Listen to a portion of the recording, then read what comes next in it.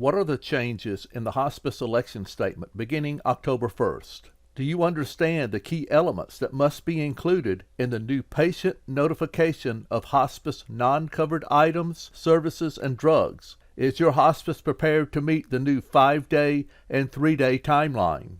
I'm Richard Dixon, President of Dixon Healthcare Solutions.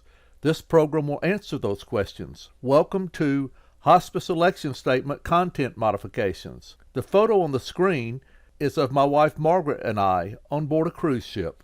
Please feel free to email any questions you may have to richard@dixonhsi.com, or you may call me at 321-394-5722. You receive a 15-minute free consulting session with me for attending the webinar. How I'm qualified to address this topic? I started working in the Medicare program way back in 1976. I was a Medicare auditor, a CFO for several large home health agencies, and have been in the consulting business for many years. I've sat in all the chairs and have over 40 years of experience in healthcare. My company prepares Medicare cost reports for hospices and home health agencies for a flat fee of $18.95. We also provide educational seminars and webinars. Objectives: understand required elements of new election statement. B. Examine CMS sample hospice election statement. C. Explain required elements of patient notification of hospice non-covered items, services, and drugs. D. Review sample patient notification of hospice non-covered items, services, and drugs. E. Compare advanced beneficiary notice and the hospice election statement addendum. Let's look at the hospice election statement requirements. If you develop your own election statement, you have to have all these requirements. A. Information about holistic, comprehensive nature of the Medicare hospice benefit. B. A statement that, although it would be rare, there could be some necessary items, drugs, or services that will not be covered by the hospice benefit because the hospice has determined that these items, drugs, or services are to treat a condition that is unrelated to the terminal illness and related conditions. C. Inform about beneficiary cost sharing for hospice services. D. Notification of the beneficiary's or representative's right to request an election statement addendum, that is, a written list and rationale for the conditions, items, drugs, services that the hospice has determined to be unrelated to the terminal illness and related conditions, and the immediate advocacy is available through the Beneficiary and Family-Centered Care Quality Improvement Organization if the beneficiary or representative disagrees with the hospice's determination. And E. This does not mandate the use of a specific form. Hospices may design their own form if it includes all of the above items. Now let's look at their example form. Part 1, the patient name, the hospice agency name. Under the hospice election, it says I, patient name, choose to elect the Medicare hospice benefit and receive hospice services from the name of the agency to begin on the start of care date. Note, the start of care date is also known as the effective date of the election. It may be the first day of hospice care or a later date, but may be no earlier than the date of the election statement. An individual may not designate an effective date that is retroactive. Part 2, right to choose an attending physician.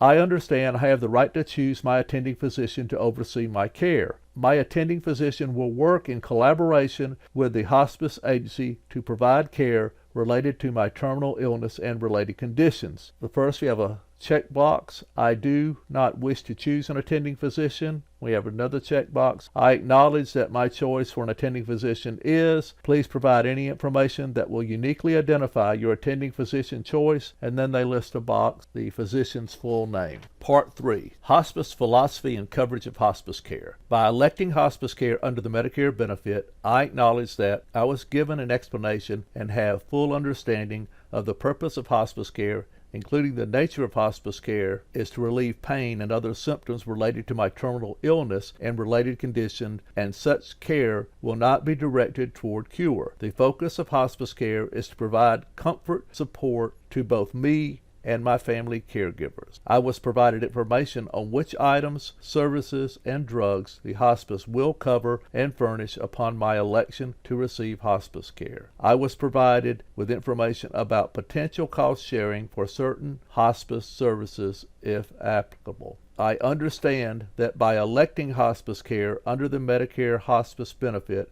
I waive or give up the right to Medicare payments for items, services, and drugs related to my terminal illness and related condition. This means that while this election is in force, Medicare will make payments for care related to my terminal illness and related conditions only to the designated hospice and attending physician that I have selected. I understand that items, services, and drugs unrelated to my terminal illness and related conditions are exceptional and unusual, and in general the hospice will be providing virtually all my care while I am under the hospice election. The items, services, and drugs determined to be unrelated to my terminal illness and related conditions continue to be eligible for coverage by Medicare under separate benefit. Part 4. Right to request patient notification of non-covered items, services, and drugs. As a Medicare beneficiary who elects to receive hospice care, you have the right to request at any time in writing the patient notification of hospice non-covered items, services, and drugs. Addendum that lists conditions, items, services, and drugs that the hospice has determined to be unrelated to your terminal illness and related conditions and will not be covered by the hospice. The hospice must furnish this notification within 5 days if you request this form at the start of care date, and within 72 hours or 3 days if you request this form during the course of hospice care. Part 5. Beneficiary and Family-Centered Care Quality Organization. As a Medicare hospice beneficiary, you have the right to contact the Beneficiary and Family-Centered Care Quality Organization to request immediate advocacy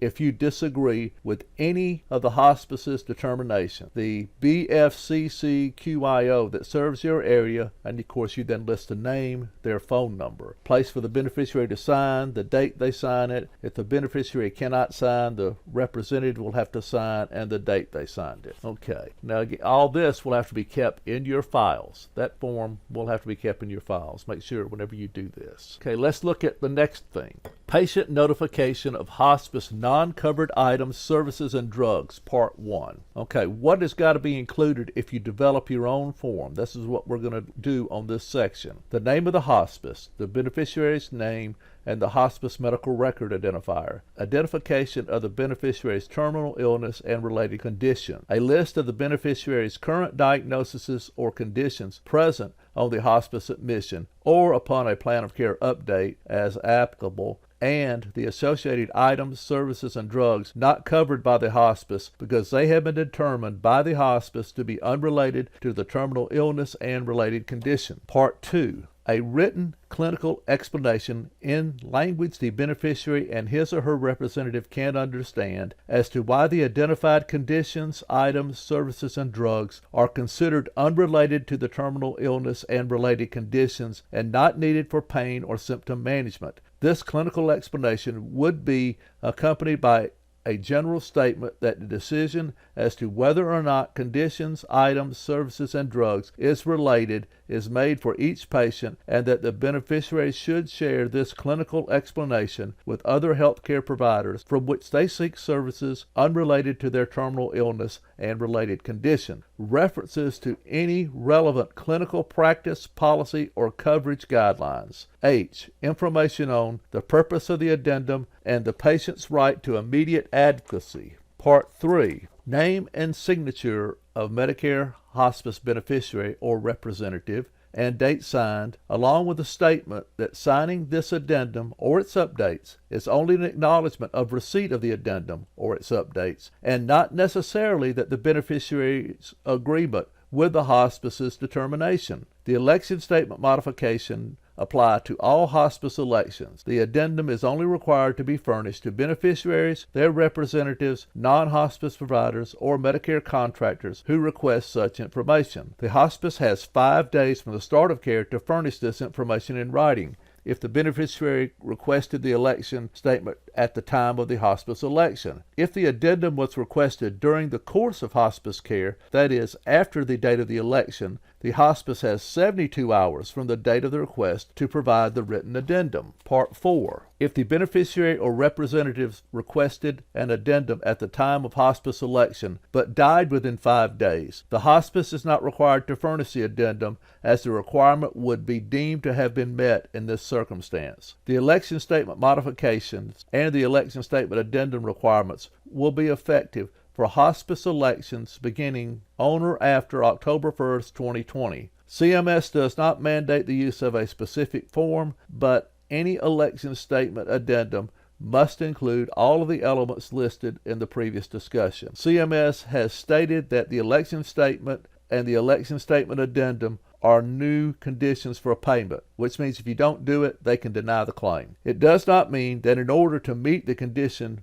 of payment, the beneficiary or representative or non-hospice provider needs to agree with the hospice's determination. Part 5. The signed addendum is only an acknowledgement of the beneficiary's or representative's receipt of the addendum or its updates, and this payment requirement is met if there is a signed addendum and any signed updates in the requesting beneficiary's medical record with the hospice. The addendum is not required to be submitted routinely with each hospice claim, so you don't have to file a copy of this every time you submit a claim. The hospice beneficiary or representative does not have to separately consent to release this information to non-hospice providers furnishing services for unrelated conditions, because the HIPAA privacy rule allows doctors, nurses, hospitals, laboratory technicians, and other healthcare providers that are covered entities to use or disclose protected health information such as x-rays, laboratory and pathology reports, diagnoses, and other medical information for treatment purposes without the patient's express authorization. This includes sharing the information to consult with other providers, including providers who are not covered entities, to treat a different patient or to refer a patient. Now that covered what they want in the election statement. If you want to create your own election statement, you've got to meet all that criteria we just put forward in those 5 parts. Now we're going to go over their actual election statement, and I would do one pretty close to this. I know some of you have your own medical records that are electronic. The electronic medical records are fine, and doing an electronic election statement is fine, but make sure that you still have a hard copy printed out to the patient, copy for the patient, make sure they sign it, and a copy for you, and make sure they sign your copy, because that signed copy's got to be in your file. Okay, what is their example of a patient notification of hospice non-covered items, services, and drugs look like? Okay, part 1, it's going to have the patient name, the patient medical record number, the hospice agency name. Purpose of issuing this notification. The purpose of this addendum is to notify the requesting Medicare beneficiary or representative in writing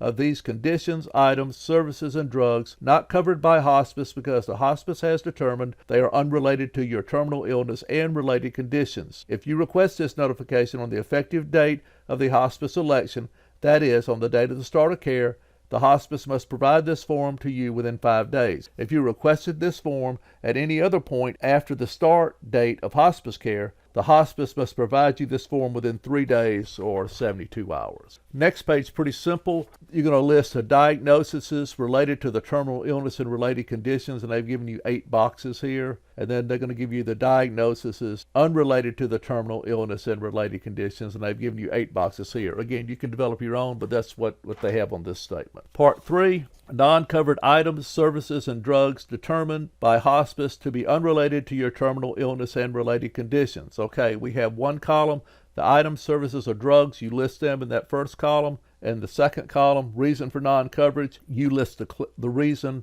that these should be non-covered. And note down here, the hospice makes a decision as to whether or not conditions, items, services, and drugs are related for each patient. As the patient or patient representative, you should share this list and clinical explanation with other healthcare providers from which you seek items, services, or drugs unrelated to your terminal illness and related conditions to assist in making treatment decisions. The hospice should provide its reason for non-coverage in a language you or your representatives should understand. Part 4, right to immediate advocacy. As a Medicare beneficiary, you have the right to contact the Medicare Beneficiary and Family-Centered Care Quality Improvement Organization to request immediate advocacy if you or your representative disagree with the decision of the hospice on items not covered because the hospice has determined they are unrelated to your terminal illness and related conditions. Please visit the website to find your BFCCQIO in your area, and they list the website, the 1-800-Medicare number, and they've got a TTY number. So that gives that would have to be on that is actually on their form, on the Medicare form that they came up with. Part 5, by signing this notification or its updates, is only an acknowledgement of the receipt of this notification or its updates. It does not constitute your agreement with the hospice's determination. They've got the signature of the beneficiary, the date signed, a box if they can't sign, so that you can have the signature of the representative and the date they signed it. These things have to be done. If you don't do these beginning October 1st, it is a condition of payment. You have to keep these in your medical record. So if Medicare comes back and audits you, you have to show your hospice election statement that gives them the right to be notified. And if they requested anything about being non-covered, you've got to have that signed hospice non-covered items, services, and drugs notification in the patient's medical record. Okay, we've had some more questions that were raised when this came out about the advanced beneficiary notices. So we're going to go over a little bit about advanced beneficiary notices. The ABN form CMS R131 issued by providers including independent laboratories, home health agencies and hospices, physicians, practitioners, and suppliers to original Medicare fee-for-service beneficiaries in situations where Medicare payment is expected to be denied. The ABN is issued in order to transfer potential financial liability to the Medicare beneficiary in certain instances, and its use is very limited for hospice. 3 situations that would require issuance of an ABN for hospice are: A. Ineligibility, because the beneficiary is not determined to be terminally ill as defined in Section 1879 G2 of the Act. B. Specific items or services that are billed separately from the hospice per diem payment, such as physician services, that are not reasonable and necessary as defined in either Sections 1862A1A or 1862A1C of the Act. The level of hospice care is determined to be not reasonable or medically necessary as defined in Sections 1862 1A or 1862 1C of the Act. Part 2. An ABN is not required to be given to a beneficiary for those items and services the hospice has determined to be unrelated to the terminal illness and related conditions, as these still may be covered under other Medicare benefits. Additionally, an ABN cannot be issued to transfer liability to the beneficiary when Medicare would otherwise pay for these items and services. The purpose of the ABN is to inform beneficiaries of the listed items and services that Medicare in general is not expected to approve and the specific denial reason, that is, not medically reasonable and necessary. The hospice election statement addendum is intended to inform beneficiaries of items and services that the hospice benefit will not cover, as the hospice has determined them to be unrelated to the terminal illness and related condition. However, these items, services, and drugs must be covered under other Medicare benefits if eligibility and coverage conditions are met. Now we're going to take a look at another section. Let's look at the difference between what an ABN would do and a hospice election statement addendum would do. So let's look, first of all, let's look at the advanced beneficiary notice. The purpose of the document: to transfer potential financial liability to the Medicare beneficiary in certain instances. The timing: to provide to the beneficiary prior to the delivery of item or service in question. The hospice must provide enough time for the beneficiary to make an informed decision on whether or not to receive the service or item in question and accept potential financial liability. When a hospital would use it: if there is an item or service that is usually paid by Medicare Part A but may not be paid for this particular case, it is not considered medically reasonable or necessary. Or, if a patient is not terminally ill, if the level of hospice care is determined to be not reasonable and medically necessary. Now let's look at the hospice election statement. The same purposes here. The purpose of the document: to inform the beneficiary or representative upon request of any items, services, or drugs the hospice will not be providing because the hospice has determined them to be unrelated to the terminal illness and related conditions. Timing to the beneficiary: if the addendum is requested at the time of the hospice election, the hospice has 5 days from the effective date of the election to furnish this information in writing. If the addendum is requested during the course of hospice care, that is, after the effective date of election, the hospice has 72 hours or 3 days from the date to furnish the information in writing. When would the hospice use this? Upon beneficiary request. If the hospice has determined that certain items, services, and drugs are unrelated to the terminal illness and related conditions and not covered by the hospice. However, these items, services, and drugs may be covered under other benefits if coverage and eligibility requirements are met. So one of the big differences here is the Medicare beneficiary or their representative must request the patient notification of hospice non-covered items, services, and drugs. The hospice actually determines when it has to issue the ABNs. Now, I know this is going to raise probably as many questions as you had before, but let's take a quick look at what we need to see here. First, we need to have a new election statement. So we've got to have our election statement that gives patients the right to get this new patient notification of hospice non-covered items, services, and drugs statement. This all has to be in effect on October 1st. So we have basically less than 60 days to get this done. Thank you for attending. I highly recommend you get the handouts and slides for this. We actually have the whole final rule available to send to you by email. We also have the model election statement and the model patient notification of hospice non-covered items, services, and drugs statement that we can send to you, along with a copy of the slides. So if you need those, please email Margaret at dixonhsi.com, or you can email me, Richard, at dixonhsi.com. If you have any questions about the webinar, which I think you probably will, please email Richard at dixonhsi.com, or feel free to give me a call at 321-394-5722. I have enjoyed speaking with you today. Please call me anytime if you need help or just want to ask a question. For more information, please go to our website, www.dixonhsi.com. Thank you for attending.